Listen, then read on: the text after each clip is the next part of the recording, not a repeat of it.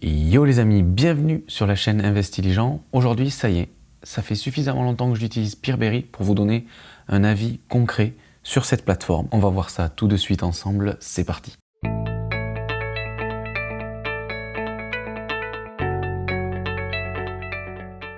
Tout d'abord, avant de commencer, je vous rappelle que si vous voulez tester cette plateforme, c'est très simple, c'est gratuit. Vous n'avez qu'à investir votre argent, il n'y a pas de frais, quoi que ce soit. Utilisez le lien que je vous ai mis dans la description. Il vous permettra de gagner un bonus. Le bonus varie, la valeur du bonus varie en fonction de ce que vous mettez sur la plateforme. Donc il peut être assez conséquent.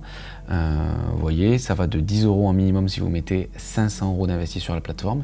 Et ça peut aller à 1% du montant déposé sur la plateforme jusqu'à 1000 €. Si vous dépassez 10 000 € d'investissement, ce que je ne vous recommande pas, en tout cas, soyez bien conscient que ça comporte des risques et que quand on investit, on ne met jamais tous ses œufs dans un même panier. Voilà, maintenant vous savez. Le petit détail aussi pour obtenir ce bonus, il vous faut garder cet argent 30 jours sur la plateforme. Et à partir de ce moment-là, quand vous avez dépassé les 30 jours, le bonus est crédité automatiquement sur votre compte directement et est prêt à être investi ou retiré, c'est vous qui voyez. Alors nous voilà sur la plateforme, j'ai fait 276,96 € sur la plateforme, donc c'est plutôt pas mal. Mon net annualisé en termes de rendement est de 11,29%, c'est top. Moi, mon objectif, c'est d'atteindre ici le plateau Silver d'ici le mois prochain, donc de dépasser 10 000 € d'investis sur la plateforme.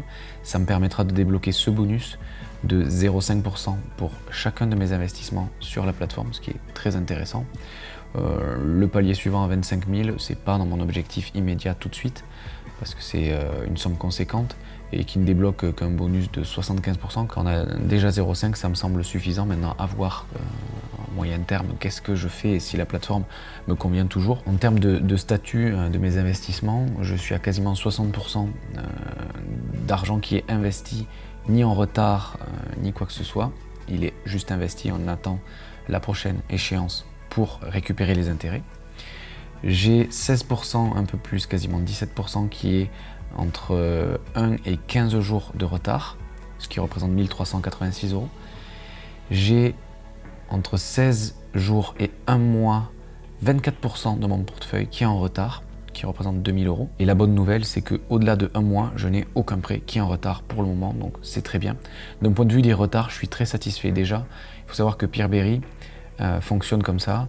Quand vous avez un retard, déjà les intérêts courent sur ce retard. Donc si le prêt devait faire 30 jours et au final il en fait 60, les intérêts courent sur les 30 jours de retard et donc vous percevez les intérêts sur cette somme-là, ce qui est plutôt intéressant. Également, vous avez une double garantie. À la fois une garantie d'être remboursé sur votre investissement. Si vous mettez 10 €, vous récupérez votre mise. Et en plus, cette garantie, elle est aussi sur les intérêts. Donc c'est vraiment très intéressant là-dessus parce que par rapport à Mintos, je trouve, qui vous remboursez uniquement, ce qui est déjà pas mal, votre somme investie, là vous avez en plus les intérêts qui sont garantis et remboursés, en sachant que la plateforme n'a jamais connu de défaut de plus de 60 jours. Donc 2 mois, ça reste correct par rapport à Mintos par exemple, qui me faisait des retards beaucoup plus conséquents, enfin je trouvais. Après j'ai jamais eu de défaut non plus sur Mintos, donc faut pas que je parle en disant n'importe quoi. Mais Peerberry me semble assez garanti en termes de sécurité. Pour autant, ça reste du P2P qui comporte des risques assez élevés. Pour avoir un rendement à 11%, de toute façon, il faut prendre un certain risque et ça, j'en suis pleinement conscient. On va voir un petit peu plus en détail ce qui se passe dans mon portefeuille. Donc voilà ma stratégie d'investissement automatique. Ils ont pas mal amélioré leur système de stratégie automatisée. C'était un vrai point faible, je trouvais, de la plateforme quand j'ai commencé. Le robot n'investissait pas de manière super rapide sur les investissements qui répondaient à mes critères et ça, je trouvais ça assez bof. Et ils ont rectifié le tir avec une mise à jour, mais vraiment radicalement, tout début septembre. Là, ça fait 2 semaines que je vois ça. Et maintenant, le robot, en fait, dès qu'il y a un prêt éligible, poum, c'est hyper rapide, il investit sur les prêts en question et il n'y a plus de latence, de délai entre les deux, donc c'est plutôt cool là-dessus. J'ai donc une partie seulement pour le moment de mon portefeuille qui investit dans cette stratégie automatique, le reste j'ai investi manuellement.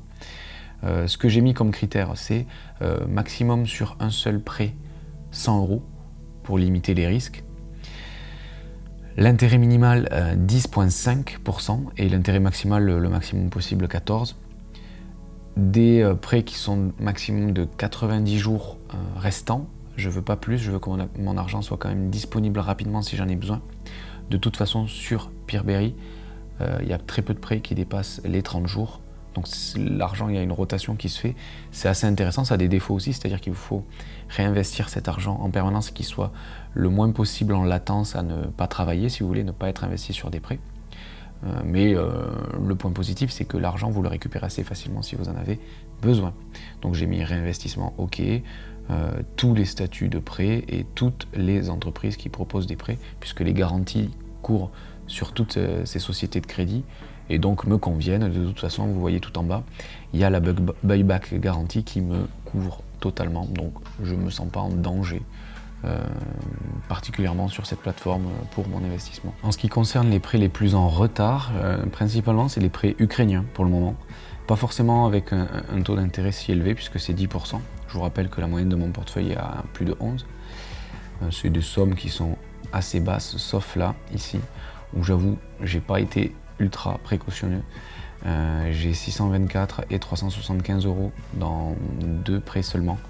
Là, c'est une mauvaise gestion de ma part. Je m'en cache pas. Donc on va espérer, a priori il n'y a aucune crainte à avoir, en tout cas j'ai pas plus la boule au ventre que ça, mais on va espérer que ce ne soit pas un des deux ou les deux qui fassent défaut.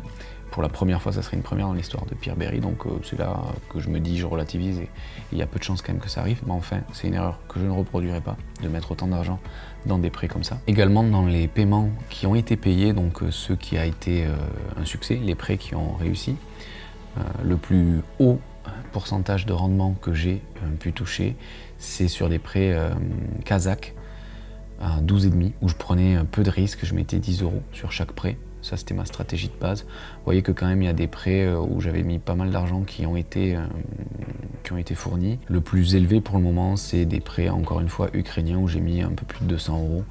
Et là, encore une fois, c'est pas une super stratégie de ma part de mettre autant d'argent. C'est pour ça que, comme je vous ai montré, sur mon auto-invest, j'ai mis 100 € maximum par prêt. Parce que sinon, en fait, on prend trop de risques sur une seule enveloppe. Et 100 € c'est correct. Autant de 200 € ça commence à devenir compliqué. Et comme vous avez pu voir, 600 € c'est juste pas possible. Donc là, vraiment, écoutez, si jamais ça fait défaut, je m'en prendrai qu'à moi-même parce que c'est vraiment une erreur stratégique de ma part.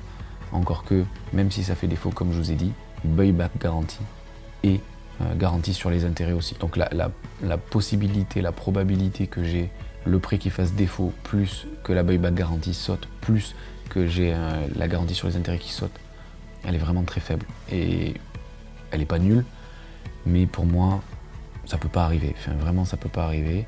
Encore une fois, je peux me tromper, mais vraiment, c'est un parti pris de ma part. Déjà de ne plus faire cette erreur et de ne pas être plus stressé que ça à l'instant T. Également, ce que j'utilise, c'est uniquement les prêts short terme. Vous voyez que sur du long terme, real estate, donc de l'immobilier, du leasing et du business, j'utilise pas, c'est que du short terme. Donc je vous conseille voilà, de faire ça et de ne pas prendre autre chose que du short terme pour vos prêts. Donc pour résumer mon avis sur Peerberry, premièrement, vraiment les garanties me semblent supérieures à ce que le marché du P2P propose actuellement, à savoir Mintos et compagnie. Vous n'avez jamais la buyback garantie à sélectionner, elle est obligatoire à chaque fois. Dès que vous faites un prêt, il y a la buyback garantie. Donc ça me semble plutôt pas mal là-dessus. L'appli, elle est top, elle est hyper ergonomique, très simple d'utilisation, vraiment je suis fan. Les rendements sont au rendez-vous puisque 11,29 en 2 mois d'utilisation, c'est propre, même si c'est un revenu annualisé. Sur 8 000 € ça commence à être intéressant.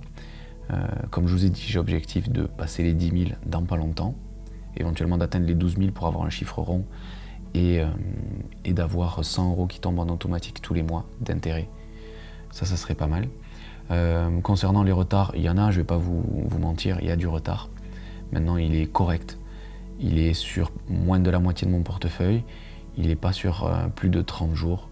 Donc c'est vraiment gérable. Et maintenant, si vous considérez que ce retard, comme certains ont pu mettre dans les commentaires de la précédente vidéo sur Peerberry, que ces retards sont inacceptables, c'est votre décision.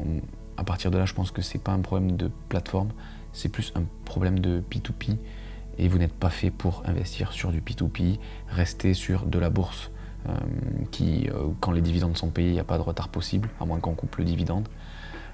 Auquel cas c'est plus un problème de retard. En point négatif, je dirais que premièrement, il y a eu un problème avec la stratégie d'auto-invest à la base.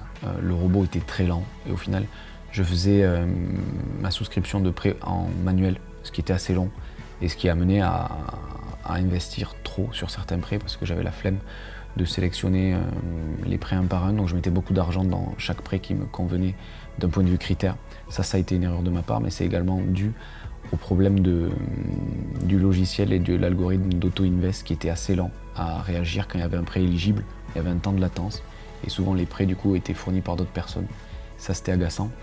Maintenant il semble depuis 2 semaines que le problème soit résolu.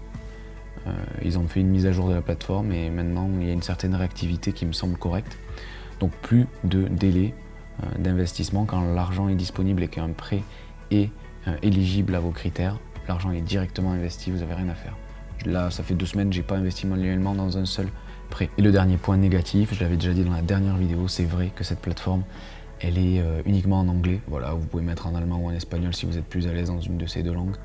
Mais pas de français disponible, ce qui peut faire un frein pour certains si jamais vous n'êtes pas à l'aise en anglais. Et effectivement, j'ai pas de solution pour vous, c'est un vrai frein.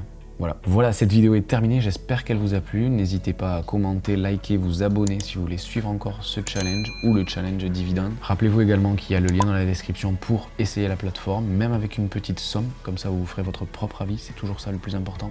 C'était Investigent, je vous souhaite une très bonne journée. Ciao.